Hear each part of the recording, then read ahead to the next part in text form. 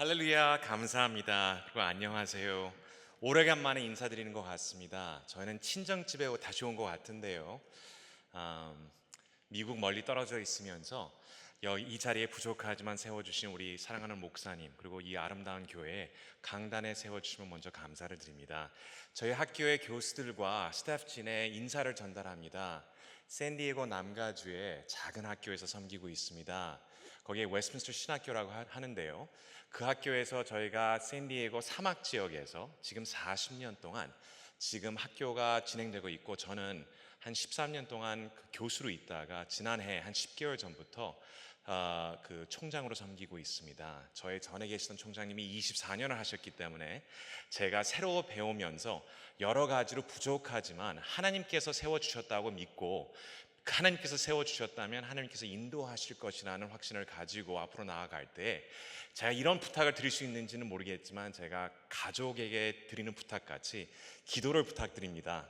다른 것보다도 저희가 감당하기에 벅찬 일이고, 저희가 가지고 있는 탤런트나 지혜로서는 부족할 때 여러분들이 멀리서 계시지만 기도로 후원해 주실 때 저희의 힘이 되고, 하나님께서 계속 인도해 주실 때 여러분들의 기도로서 인도를 해 주실 거라고 믿습니다. 많은 기도를 부탁드리고, 오늘 말씀 시작하기 전에 먼저 기도로서 시작하겠습니다. 하나님, 감사드리고 또 감사드립니다. 아들과 딸들을 하나님의 집으로 올 수 있는 특권을 주심을 감사드립니다.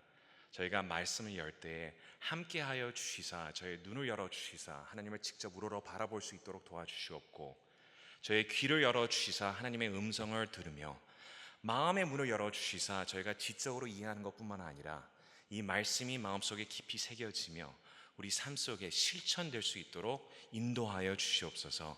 모든 것을 감사드리오며 예수님의 이름으로 기도드립니다. 사도행전 20장은 예루살렘으로 향할 바울이 준비하는 모습을 기록하는 장면을 저희가 찾아봅니다.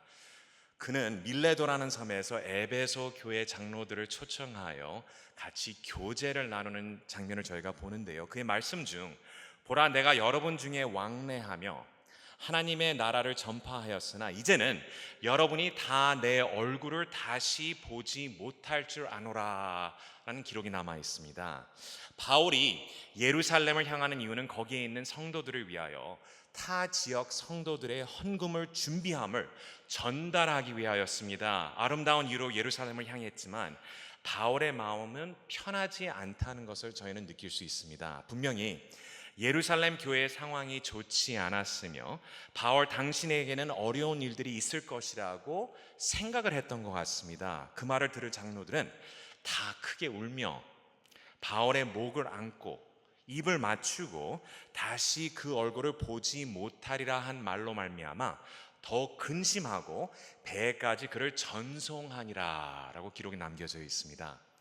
떠난 후 두로라는 곳에서도 그 다음 장에 성도님들을 만나서 그들의 마음을 저희가 보게 되는데요, 그들도 바울더러 예루살렘에 들어가지 말라 하더라 라고 말씀이 남겨져 있습니다. 이런 환경 속에 쓰여진 글이 로마서였습니다. 그렇기 때문에 많은 학자들은 로마서가 사도 바울의 유언장, 마지막 글이라고 생각하는 분들도 없지 않아 있었습니다. 비록 로마서는 사도 바울의 역사적인 마지막 글은 아니지만 이제 앞길이 불투명하고 죽음을 각오하고 있는 바울의 모습이 담긴 글이라고 저희는 결론을 지을 수 있습니다. 그 속에 구원의 핵심을 가르쳐 주시는데요, 하나님이 그리스도 안에서 믿음을 통해 은혜로 죄인들을 의롭게 하셨다는 말씀이 핵심 메시지입니다. 죄 속에 빠졌던 우리들을 하나님의 아들 그리스도의 죽음과 부활로 인하여 구원하시고 믿음 속에 자손이 되는 특권을 주셨다는 말씀을 우리에게 전달해 주고 계십니다. 그 말씀을 정리하시면서 이 전절의 8장 30절에 나오는 말씀 우리에게 말씀하시는데요, 또 미리 정하신 그들을 또한 부르시고 부르신 그들을 또한 의롭다 하시고 의롭다 하신 그들을 또한 영화롭게 하셨느니라 라고 말씀을 요약해서 우리에게 전달을 해주십니다. 그 후에 사도 바울은 설교자로서 그 깊은 뜻과 내용을 우리에게 전달해 주시기 위해서 설교를 시작하시는데요, 이 설교 내용이 네 가지의 질문을 우리에게 던져주십니다. 그 네 가지의 질문을 던져주시기 시작하시면서 먼저 첫 질문을 던져주신 것은 그런즉 이 일에 대하여 지금까지 가르쳐준 모든 것을 다시 한번 생각할 때 이 일에 대하여 우리가 무슨 말을 하리요 라고 정리를 해주시며 첫 질문이 31절 후반부에 나옵니다. 만일 하나님이 우리를 위하시면 누가 우리를 대적하리요? 만일 하나님이 우리를 위하시면 누가 우리를 대적하리요? 바울이 단순히 누가 우리를 대적하리요? 라고 물었다면 수많은 대답을 저희가 생각할 수 있습니다. 바울 당신도 35절에 나오는 어려움들을 생각했다면 아마 그 모든 것들이 그를 대적하는 것들이라고 말할 수 있었습니다. 마찬가지로 우리 삶 속에도 우리의 환경과 상황을 검토해보고 많은 사람 그리고 많은 일들이 우리를 반대하고 대적한다고 우리는 결론을 지을 수 있습니다. 그러나 바울은 이렇게 단순한 질문을 하지는 않으셨습니다. 그의 뜻은 앞부분인 만일로 시작되는 부분에 담겨져 있습니다.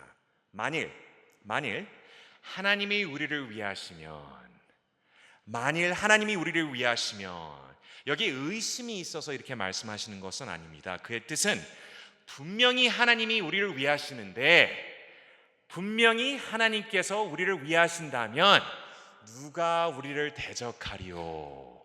라는 질문입니다. 이럴 때 하나님의 자녀인 우리들에게는 하나님께서 우리를 위하신다는, 우리를 보살펴 주신다는 확신이 있습니다. 그 이유 중에 하나는 8장 14절을 보시게 된다면 이런 말씀을 하십니다. 무릇 하나님의 영으로 인도함을 받는 사람은 곧 하나님의 아들이라. 너희는 다시 무서워하는 종의 영을 받지 아니하고 양자의 영을 받았으므로 우리가 아빠 아버지라고 부르짖느니라. 성령이 친히 우리의 영과 더불어 우리가 하나님의 자녀인 것을 증언하시나니 자녀이면 또한 상속자 곧 하나님의 상속자요 그리스도와 함께한 상속자니 라고 말씀을 하십니다. 이 로마서 5장을 보시게 된다면 한때에 믿지 않던 자들은 연약한 자, 경건하지 않은 자, 그리고 죄인이라고 불렸던 우리는 그리스도로 말미암아 믿는 자, 하나님의 아들, 양자, 하나님의 자녀, 그리고 상속자라고 불리고 있습니다. 그만큼 하나님께서는 아들과 딸을 사랑하시듯이 우리의 믿는 모든 사람들을 사랑하신다고 사도 바울은 우리에게 가르쳐 주시고 있습니다. 이럴 때 저희가 한국에 가끔 나오게 된다면, 제가 49살 때 미국으로 이민을 갔고 저희 부모님이 이제 2남 3녀, 딸아들, 딸, 제가 장남이요 둘째인데 미국을 데려가셨는데 어떤 마음을 가지고 가셨는지는 제가 잘 이해가 안 됩니다. 어려우셨을 것 같은데 이제 와서 보면서 제가 부모가 되다 보니까 얼마나 힘드셨을까라는 생각이 드는데, 저희가 한국 들리게 된다면 한국에서 일어난 일들이 기억이 납니다. 저는 잘 모르는 내용이지만 저희 어머님이 기억을 하시는데요. 제가 한 7살, 8살 되었을 때 주안동에서 자랐습니다. 주안에서 자라면서 밖에 나가서 친구들이랑 놀면서 맞고 들어온 적이 많다고 말씀하십니다. 울면서 자주 들어왔는데 그 울었던 게, 맞았던 게 제가 운동을 너무나 잘해서 그런 것인지 아니면 너무나 잘생겨서 그런 것인지는 제가 잘 모르겠습니다. 어쨌든 맞고 들어왔다고 말씀을 하십니다. 그러면 저희 바로 밑에 있는 동생이 은혜라는 동생이 있는데 걔는 어렸을 때부터 오빠보다 말을 잘하고 아직도 성격이 세요. 겉으로는 예쁘게 보이는데 성격이 세다 보니까 제가 맞고 들어오면서 울기를 시작하면 빗자루를 들고 나갔다고 얘기를 합니다. 빗자루를 왜 가지고 나갔는지는 제가 잘 모르겠습니다. 가서는 저를 때린 친구의 집에 가서는 종을 눌렀다고 합니다. 종을 누르고 나서 친구가 나오는 것은 둘째 문제고 그 어머님이 나오실 때까지 기다렸다고 합니다. 그 어머님이 나오시면 빗자루를 옆에 두고, 그러니까 빗자루를 왜 가져갔는지는 저는 잘 모르겠어요. 손을 히프에 얹고 나서 엉엉 울었다고 합니다. 당신의 아들이 내 오빠를 때려서 지금 집에서 오빠가 아파서 울고 있다고 하면 그 어머님이 너무나 멋쩍어서 그 아이를 끌고 데려와서는 저희한테 사과를 시켰다고 합니다. 저는 저의 동생의 백을 믿는 사람입니다. 아직도 마찬가지입니다.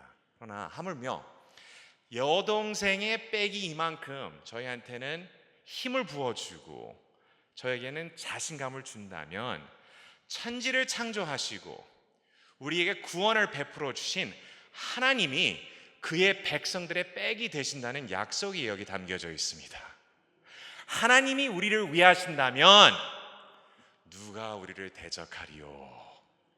사도 바울의 신앙 고백이 담겨져 있습니다. 여기에 두 번째 질문이 있습니다. 두 번째 질문은 32절에 나오는데요, 자기 아들을 아끼지 아니하시고 우리 모든 사람을 위하여 내어주신 이가 어찌 그 아들과 함께 모든 것을 우리에게 주지 아니하시겠느냐라는 질문입니다.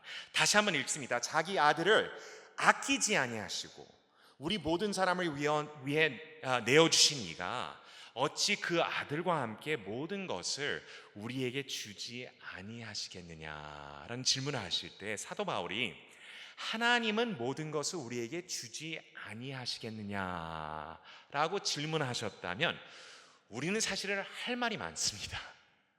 우리에는 많은 것이 필요했었고 우리는 많은 것을 기도를 통해 요구한 적이 있습니다. 기도를 하였고 간구하였지만 받지 못한 것들이 제 모습뿐만 아니라고 생각됩니다. 수두룩하다고 고백할 수 있습니다. 그러나 사도 바울은 이 질문을 하시기 전에 먼저 십자가에 대해서 말씀을 하십니다. 먼저 얼마나 값비싼 선물을 우리에게 하나님께서 베풀어 주셨는지를 저에게 다시 한번 말씀을 하십니다. 하나님은 당신의 아들을 아끼지 아니하시고 우리에게 베풀어 주셨다고 합니다. 이게 로마서 3장에 이런 말씀이 기록되어 있습니다. 모든 사람이 죄를 범하였음에 하나님의 영광에 이르지 못하더니 그리스도 예수 안에 있는 구속으로 말미암아 하나님의 은혜로 다시 한번 하나님의 은혜로 값없이, 참 중요한 내용입니다. 그렇죠? 은혜로 값없이 의롭다 하심을 얻은 자 되었느니라.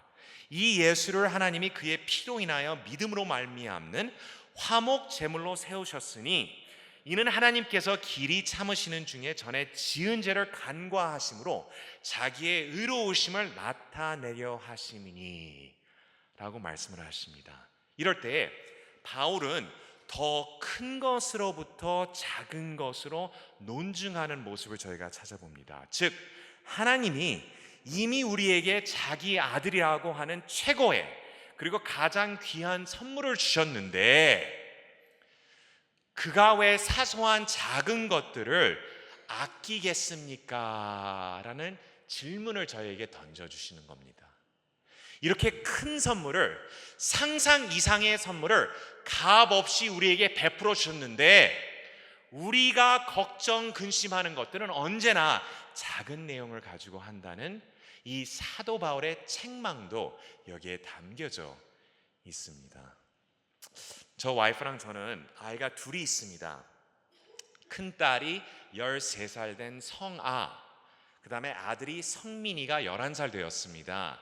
그 영어 이름으로는 안나와 시므온입니다. 누가복음 2장에 나오는 말씀인데요, 어린 아기 예수님을 알아봤던 이 두 사람, 저의 부모로서의 기도와 바람은 이 두 아이가 커가면서 예수님을 본인들이 알아보고 그를 선포하는 자들이 되는 사람들이 되기를 원한다는 마음으로 영어 이름을 지어봤습니다. 그럴 때 저희 부모가 너무나 부족하고, 여기 부모님들이 많으실 것 같은데 저희가 부족하지만 저희는 저희 아이들을 위해서 여러 가지를 베풀어 주려고 노력을 하고 있습니다. 자, 예를 들어서 말씀드리겠습니다. 예를 들어서 저희는 방값 없이 집을 제공해 주고 있습니다. 지금까지 돈 내겠다고 얘기해 준 적도 없었고 방값을 요구한 적도 없습니다. 저는 5남매 중에 하나다 보니까 방을 혼자 써본 적이 없습니다. 그러나 저희 두 아이는 방을 혼자씩 쓰면서 그렇죠? 지금까지 살 때에 돈도 안 내고 살고 있습니다. 그리고 저희는 매일 적어도 2끼, 3끼를 제공하고 있습니다. 그 건강에 좋다는 음식은 찾아서 제공해주고 맛있게 음식을 제공하려고 노력하면서 언제나 베풀어 줄 때에 그들이 엄마 아빠 이 돈을 어떻게 내셨어요? 질문한 적도 없고 본인들이 내겠다고 얘기한 적도 없습니다. 그러나 저희는 언제나 음식을 제공하고 있습니다. 그리고 저희는 무료로 택시 서비스를 하고 있습니다. 학교 갈 때 데려다 주고 운동할 때 데려다 주고 음악할 때 데려다 주고, 이건 데려다 주는 것도 아니고 요새는 모셔다 드리고 있습니다.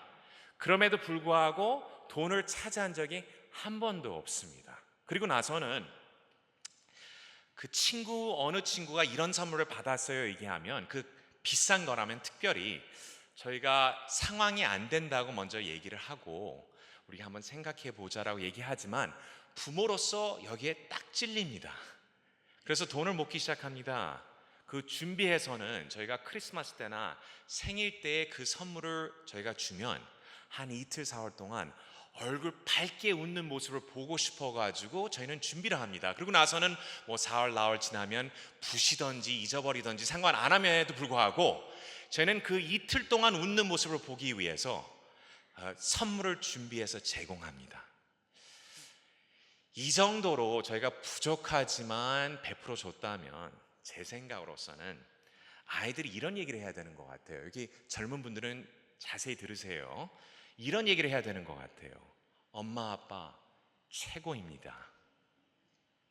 언제나 희생을 하시면서 저에게 이렇게 베풀어 주셨을 때 너무나 감사합니다. 저는 이제부터 언제나 엄마와 아빠를 위해서만 살겠습니다. 엄마 아빠가 원치 않으시는 것은 안 하고 오로지 부모님이 기뻐하시는 일만을 하겠다고 고백하는 아이들이 하나도 없습니다. 저도 마찬가지고 여기에 계신 분들도 마찬가지일 거라고 저는 생각을 합니다. 그럴 때 아이들은 그런 거라고 저희는 보통 생각을 하고 받아줍니다. 근데 분명히 인간의 아이들이 그렇다는 것은 인정할지 몰라도 저희가 걱정되는 모습은 하나님의 아들과 딸들이 그 비슷한 모습이 아닐까 걱정되는 질문이 생깁니다. 하나님께서 분명히 아끼지 아니하시고 값없이 그의 은혜로 인하여 그리스도를 보내주시사 그의 죽음으로 인하여 우리에게 구원을 베풀어 주시고 비싼 값없이 선물을 제공해 주셨음에도 불구하고 우리는 언제나 걱정, 근심에 쌓여 요구하는 내용들이 계속 늘어날 때에 그 모습이 우리 아이들의 모습과 비슷하지 않나 하는 걱정이 될 때 사도 바울의 이 말씀이 여기서 너무나 중요한 말씀입니다. 우리 하나님께서는 아끼지 아니하시고 우리 모든 사람을 위하여 내어주신 이가 어찌 그 아들과 함께 모든 것을 우리에게 주지 아니하시겠느냐라는 질문이 우리에게는 너무나 중요한 질문입니다. 책임지시겠다는 질문입니다. 베풀어 주시겠다는 우리에게 약속입니다. 분명히 우리에게 필요한 모든 것들, 여기에 원하는 것을 다 주겠다고 말씀하지 않으셨습니다. 우리가 필요한 모든 것을 아끼지 아니하시고 천국에 가는 그날까지 베풀어 주시겠다는 우리의 아버지의 약속이 담겨져 있습니다. 아들을 아끼지 아니하시고 우리에게 베풀어 주신 이가 어찌 그 아들과 함께 은혜로 모든 것을 우리에게 주지 아니하시겠느냐라는 질문 속에 모든 것을 책임져 베풀어 주시는 하나님의 약속이 담겨져 있습니다. 이게 두 번째 질문이었습니다. 세 번째 질문이 또 나옵니다. 그것은 33절에 나오는데요. 누가 능히 하나님의 택하신 자들을 고발하리요. 의롭다 하시는 이는 하나님이시니 누가 정죄하리요. 죽으실 뿐 아니라 다시 살아나신 이는 예수 그리스도시니 그는 하나님 우편에 계신 자요 우리를 위하여 간구하시는 자신이라 라고 말씀을 하십니다. 사실 사도 바울은 현실적인 사람이었습니다. 믿는 사람이 죄를 짓지 않는 완벽한 사람이 된다고 믿지 않으셨습니다. 이 전장에 로마서 7장을 보시면 죄 속에 있는 믿는 자의 모습을 저희가 찾아봅니다. 여기에 신학적인 토론이 엄청나게 많은데요, 그냥 결론적으로 말씀드린다면 이 믿는 자의 모습이요, 그 믿는 자의 어려움을 말씀하고 고백하는 장면인데요, 내가 원하는 바 선은 행하지 아니하고 도리어 원하지 않는 바 악을 행하는도다 라고 기록을 하고 있습니다. 그런 마음 이해하시죠? 분명히 안 해야 될 일이 우리에게는 너무나 즐겁게 느껴지고, 분명히 해야 될 일은 우리가 따라가지 못하는 우리의 죄 속에 있는 마음과 행동의 부족을 사도 바울은 개인 그 고백으로서 우리에게 다시 한번 보여주시고 있습니다. 이런 모습이 믿는 자의 모습입니다. 그리고 사도 바울은 우리를 고발할 수 있는 사람들이 있다고 말씀하시는데요, 우리를 비난하는 자들, 우리가 속히 원수들이 있다면, 그리고 마귀도 우리를 반대한다고 얘기하실 때 원어로 본다면 마귀라는 단어 자체가 비방자라는 의미를 가지고 있습니다. 우리를 공격하며 부족하다고 지적하며 우리는 하나님 앞으로 나아갈 수 없는, 자격이 없는 자라고 얘기할 때에 이런 현실을 아는 바울은 법정에 대해서 말씀을 하십니다.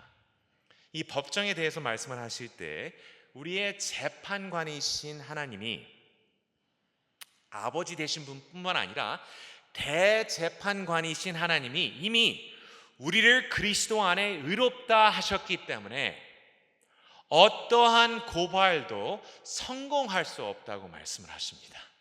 하나님께서 한번 결정을 지으셨다면 우리의 인간적인 아버지 같지 않고 분명히 변화가 있을 수 없다는 것을 사도 바울은 우리에게 가르쳐 주시고 있습니다.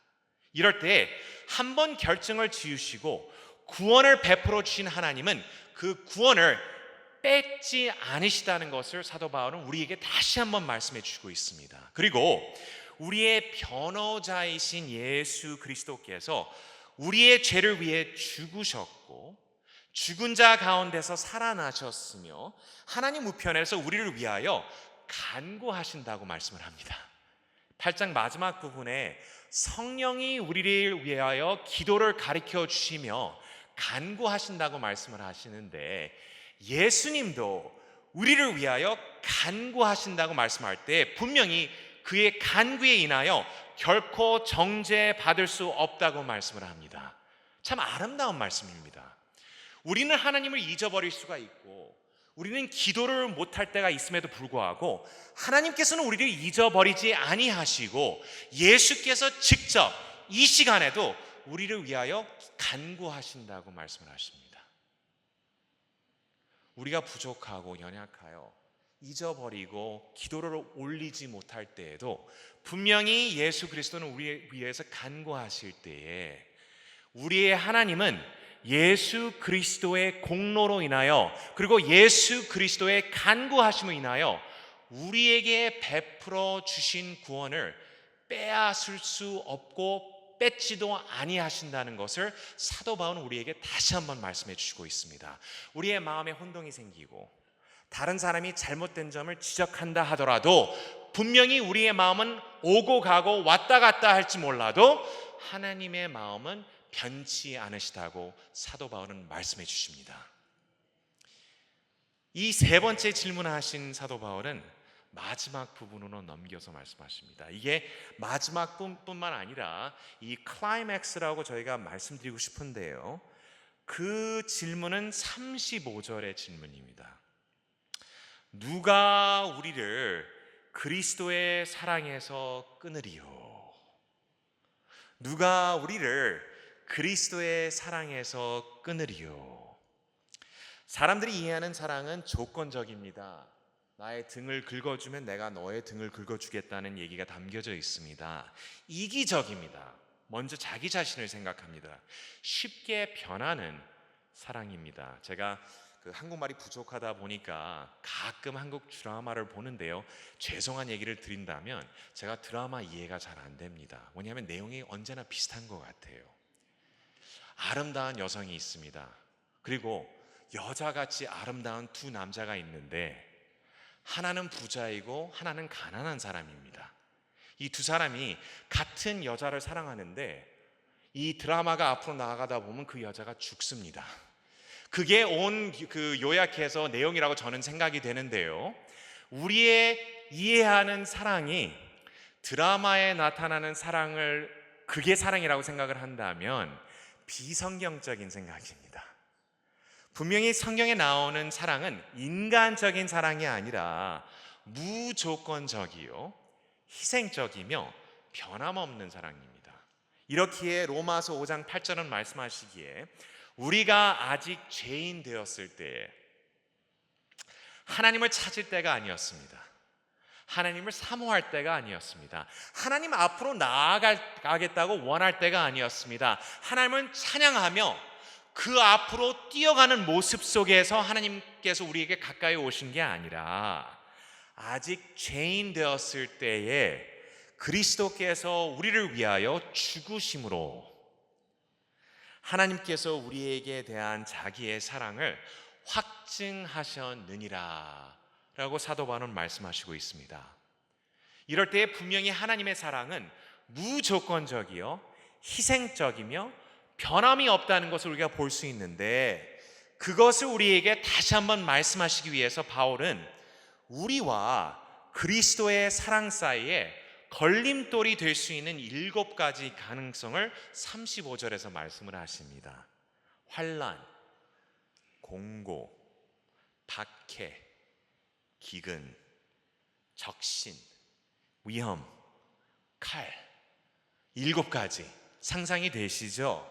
이런 7가지의 역경, 고난, 고통을 생각하게 된다면 우리의 믿음을 흔들 수 있다는 것을 사도 바울은 인정을 하고 우리에게 고백을 하십니다. 사도 바울도 이런 쪽으로 이런 것을 얘기하는 것이 아니라 사도행전을 보시거나 아니면 또 고린도 후서를 보신다면 직접 경험한 자였습니다.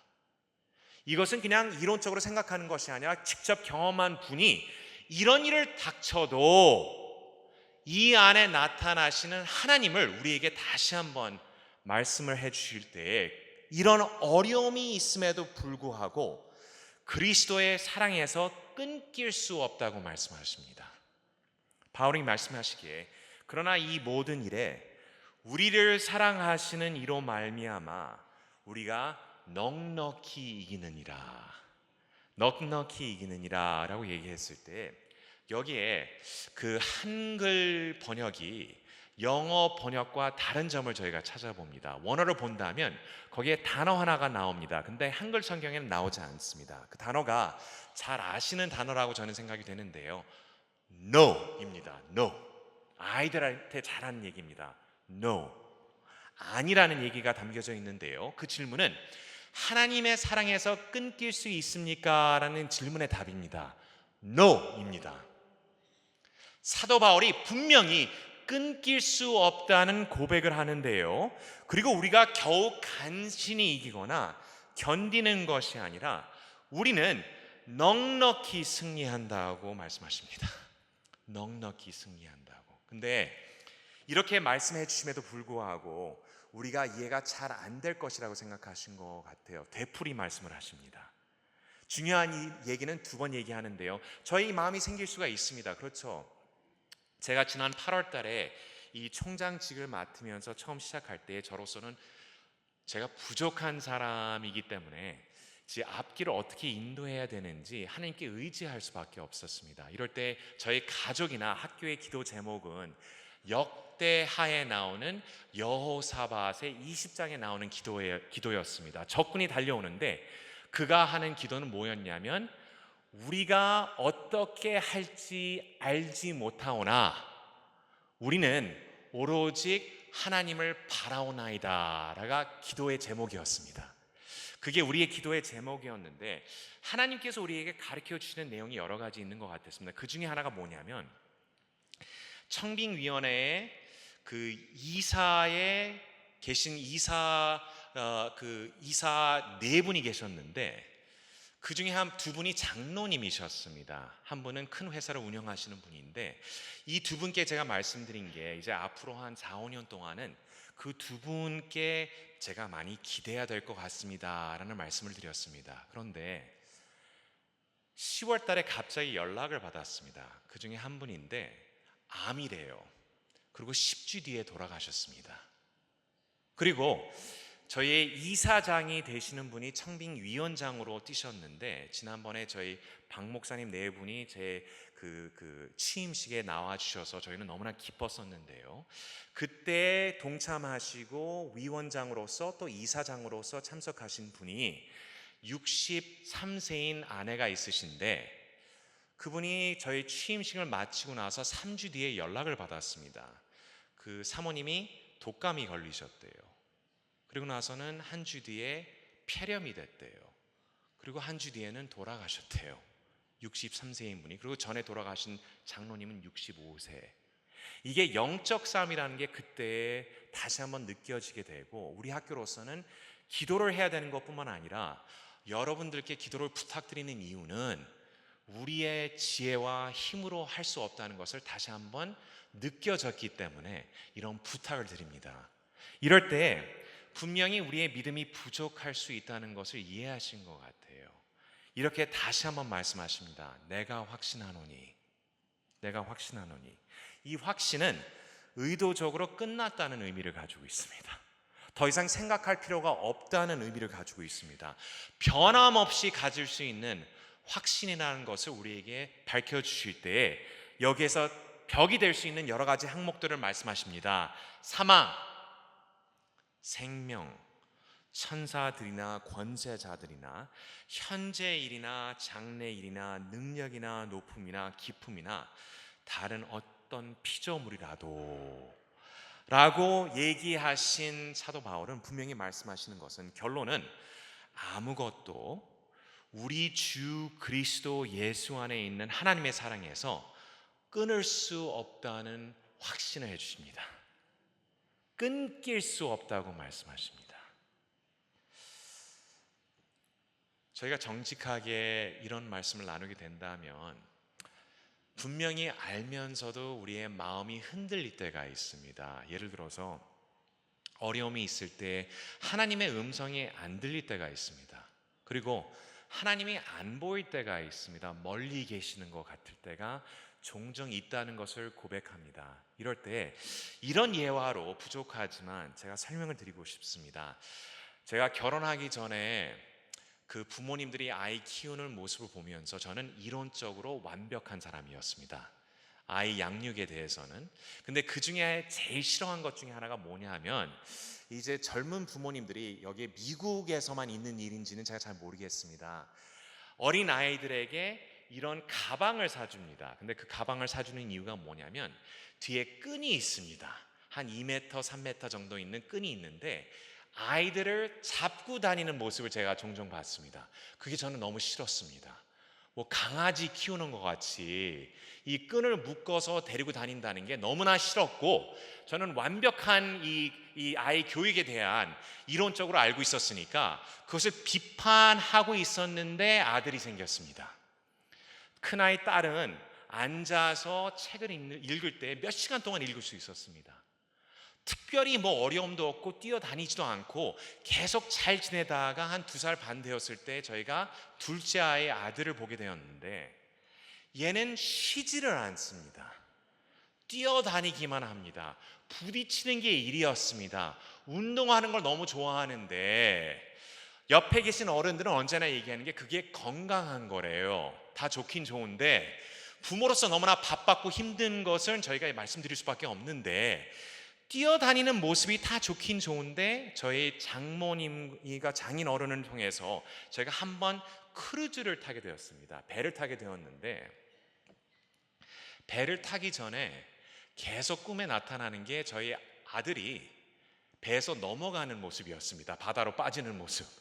계속 뛰어다니다 보니까 며칠 동안 같은 꿈을 꾸다가 저희가 결론 내린 게 가서 가방을 샀습니다.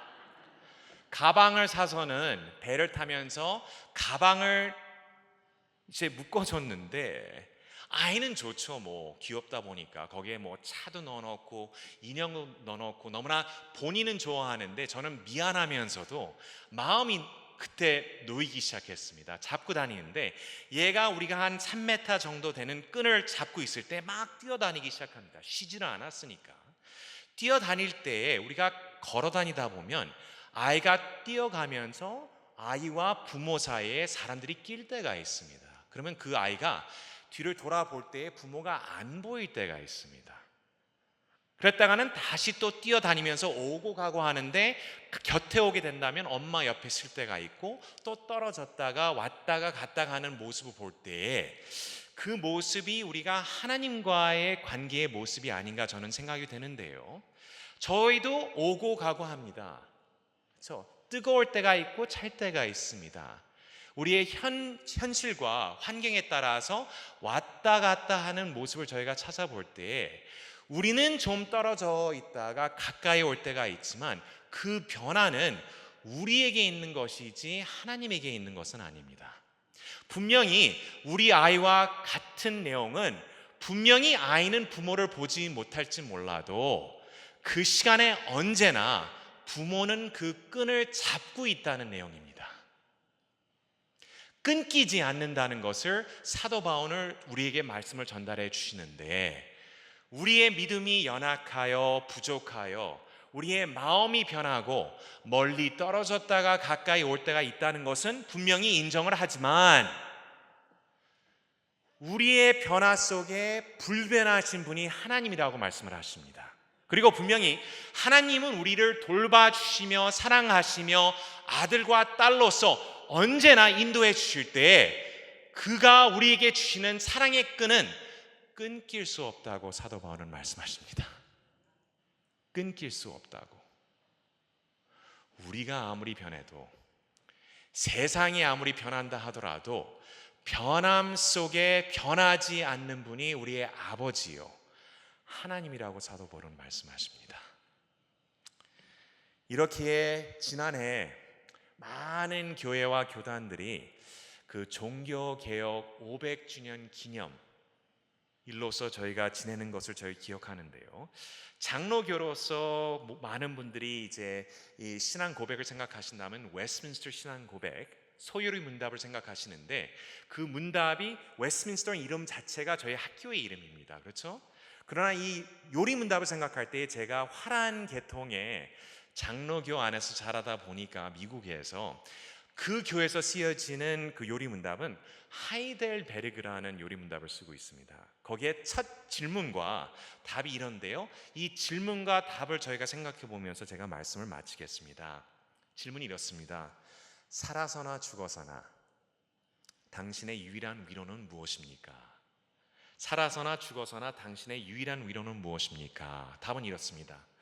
살아서나 죽어서나 나는 나의 것이 아니요 몸도 영혼도 나의 신실한 구주 예수 그리스도의 것입니다. 그리스도께서는 그의 보혈로 나의 모든 죗값을 완전히 치르고 나를 마귀의 모든 권세에서 해방하셨습니다. 또한 하늘에 계신 나의 아버지의 뜻이 아니면 머리털 하나도 땅에 떨어지지 않도록 나를 보호하시며 참으로 모든 것이 합력하여 나의 구원을 이루도록 하십니다.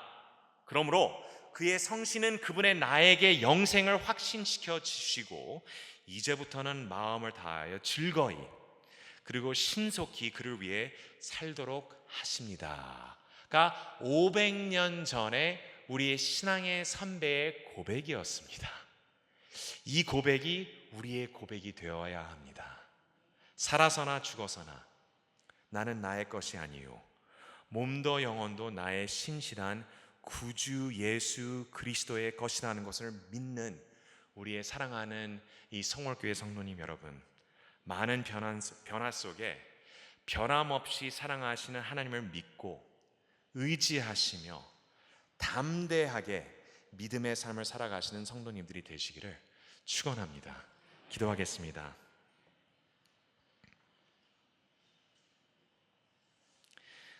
하나님, 우리는 살아서나 죽어서나 우리는 우리의 것이 아니요 몸도 영혼도 우리의 신실하신 구주 예수 그리스도의 것이라는 것을 고백합니다. 우리가 부족하여 하나님을 잊어버릴 때가 있고 믿음의 삶이 부족할 때가 있다는 것을 인정하고 고백합니다. 하나님이 용서하여 주시옵고 그리스도로 인하여 저희를 인도하여 주시옵소서.